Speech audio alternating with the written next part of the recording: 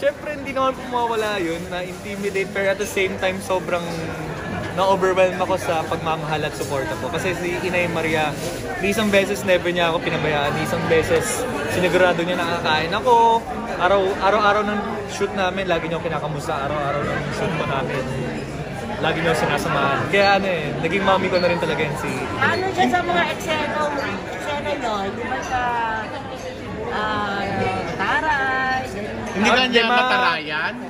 Siyempre natarayan naman na po kasi siyempre nanay ko siya eh. Hindi naman mawawala yun. Ano po, yung nagiging mataray siya sa akin pagdating sa character ko po, sa pag nag-aaral kami ng script, sobrang, yun naman po ina-appreciate ko sobra kay Inay kasi sobrang ginagabayan niya po at sobrang hindi niya po pinabayaan.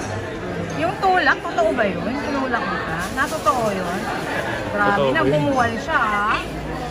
Si Inay din kasi siya may gusto eh. Nung una hindi talaga dapat totoo.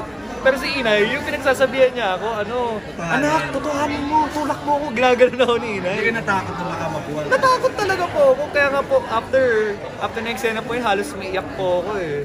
Pero alam naman natin si Maria nananampal. Dito naman wala eksenang gano'n. May aabangan. Yun yung aabangan.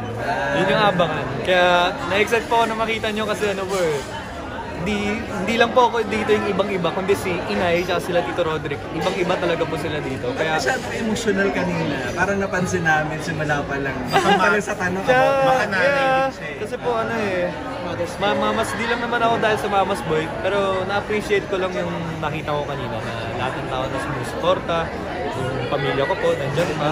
Kaya ako na-overwhelm lang ako sa suporta sa akin.